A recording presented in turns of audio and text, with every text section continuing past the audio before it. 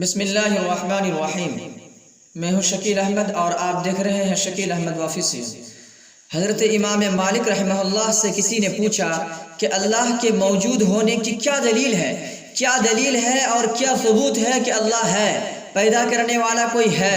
تو انہوں نے فرمایا کہ زبانوں کا الگ ہونا، لہجوں کا مختلف ہونا، نغموں کا جدا ہونا یہ ثابت کرتا ہے کہ کوئی پیدا کرنے والا ہے، اللہ موجود ہے۔ کیونکہ اگر یہ دنیا اور یہ کائنات اتفاقات کا نتیجہ ہوتی، یہ خود بخود وجود میں آ جاتی، تو پھر نغمے، زبان اور لہجے الگ الگ نہ ہوتے، بلکہ سب کی زبانیں، سب کے لہجے اور سب کے نغمے ایک جیسے ہوتے۔ زندگی اور کائنات کی سب سے بڑی حقیقت اللہ کا وجود ہے۔ اس کائنات میں ہزاروں نہیں بلکہ لاکھوں اور کروڑوں اور اربوں شواہد اور دلائل موجود ہے کہ اللہ ہے، کوئی پیدا کرنے والا ہے، کوئی خالق ہے۔ لیکن اس کے باوجود کچھ ایسے ہیں جو آنکھیں موڑ کر اللہ کے وجود کا انکار کر بیٹھتے ہیں۔ ان کا ماننا ہے اور وہ کہتے ہیں کہ یہ دنیا اور یہ کائنات خود بخود وجود میں آ گئی ہے، یہ اتفاق سے پیدا ہو گئی ہے، اس کو پیدا کرنے والا کوئی نہیں ہے۔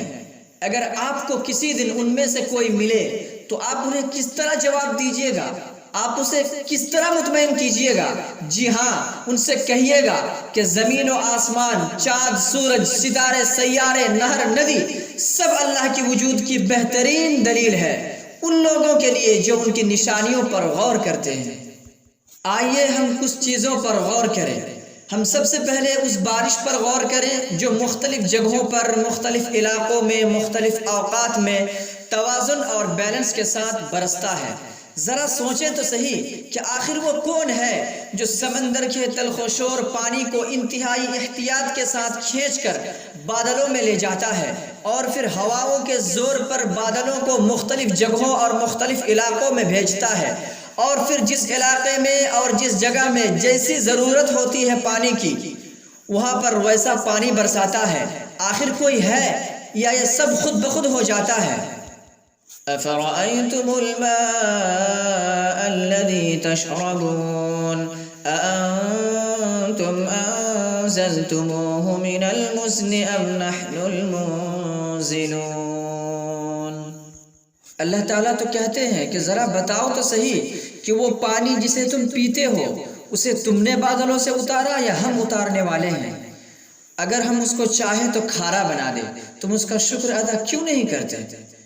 آپ اور ہم سورج کو روزانہ دیکھتے ہیں، لیکن کیا ہم کبھی سورج میں غور کرتے ہیں کہ یہ سورج جو ہماری زمین سے 149 ملین کلومیٹر دور پر ہے، کہ اگر ہم وہاں جانے کا ارادہ کریں اور خلائی راکٹ پر سوار ہوں تو سالوں لگ جائے وہاں پہنچنے میں، اور یہ اتنا بڑا ہے کہ اگر اسے کھوکھلا کر دیا جائے تو ہماری زمین جیسی 13 لاکھ زمینیں اس کے اندر سما جائیں۔ اور پھر دنیا کا قاعدہ تو یہ ہے کہ آدمی اپنی کاریگری سے پہچانا جاتا ہے، کوئی شخص اپنے کام سے پہچانا جاتا ہے۔ تو پھر ذرا دیکھیے نا کہ اتنے بڑے بڑے سیارے کو پیدا کرنے والا اور اس کو خلا میں روک دینے والا پھر کوئی ہے یا یہ خود بخود رکے ہوئے ہیں؟ آخر کون ہے جو سورج کو زمین سے 149 ملین کلومیٹر کی دوری پر رکھا؟ آخر کون ہے جس کی قدرت سے یہ سورج فضا میں لٹکا ہوا ہے؟ جی ہاں، کوئی تو ہے جو ان سب کو کنٹرول کرتا ہے، جو ان سب کا نظام کو سنبھالتا ہے، اور وہ کہتا ہے وَيُمْسِكُ السَّمَاءَ أَن تَقَعَ عَلَى الْأَرْضِ إِلَّا بِإِذْنِهِ إِنَّ اللَّهَ بِالنَّاسِ لَرَءُوفٌ رَحِيمٌ۔ اور وہ آسمان کو روکتا ہے کہ کہیں وہ زمین پر نہ گرے۔ ہاں، جب اس کی اجازت ہوگی تو زمین و آسمان دونوں مل جائیں گے۔ آپ نے بیج تو دیکھا ہوگا، لیکن کیا آپ نے کبھی اس میں غور کیا کہ مختلف نباتات کے بیج دیکھنے میں تو ایک جیسے ہی لگتے ہیں، لیکن اگر مختلف چیزوں کے بیج کو لے کر ایک ہی کھیت میں بو دیا جائے تو اس سے مختلف درخت اگتے ہیں؟ آخر کون ہے جو مختلف بیجوں سے الگ الگ درخت نکالتا ہے؟ کوئی ہے یا یہ سب خود بخود ہو رہے ہیں؟ چھوڑیے ان سب چیزوں کو، آپ جانوروں میں غور کر لیں۔ اللہ نے تو جانوروں میں بھی اتنی نشانیاں رکھی ہے کہ اگر آدمی منٹ 2 منٹ جانوروں میں ہی غور کر لے تو اس کے لیے اللہ تک پہنچنا بہت آسان ہو جائے۔ غور کیجئے کہ جانور کے پیٹ میں ایک طرف گوبر ہے، دوسری طرف بہتا ہوا بدبودار خون ہے۔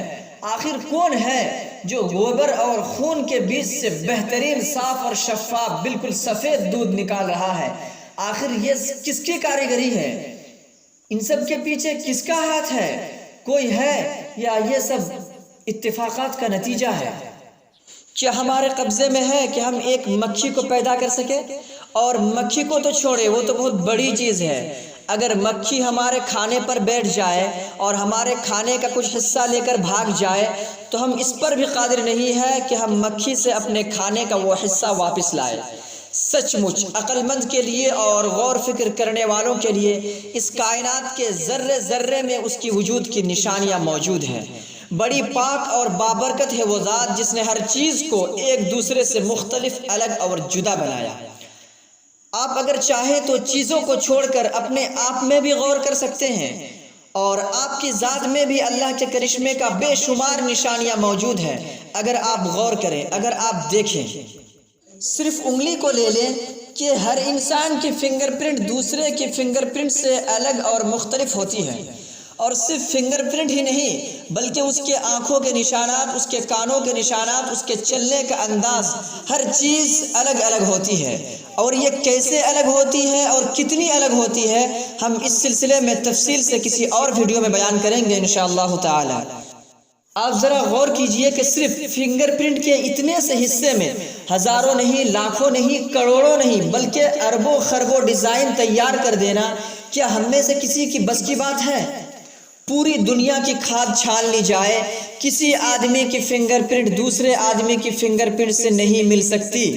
کسی آدمی کے آنکھوں کے نشانات دوسرے کے آنکھوں کے نشانات کے ساتھ بالکل نہیں مل سکتی۔ آخر ان سب کے پیچھے کوئی ہے یا یہ سب کچھ اتفاقات کا نتیجہ ہے؟ ظاہر ہے کہ ان سب کو پیدا کرنے والا، انہیں وجود بخشنے والا، اس کا نظام سنبھالنے والا وہی ہے جس نے اس پوری کائنات کو صرف اپنے کلمہ کن سے پیدا کیا ہے۔ تعجب ہے کہ لوگ کیسے اس کا انکار کرتے ہیں اور کیسے اس کی نافرمانی کرتے ہیں۔ آئیے اس رب قدیر اور اس رب رحیم کی طرف جو ہمارے انتظار میں ہے کہ کب ہمارا بندہ ہمارے پاس آئے گا اور ہماری رحمت اسے ڈھانپ لے گی۔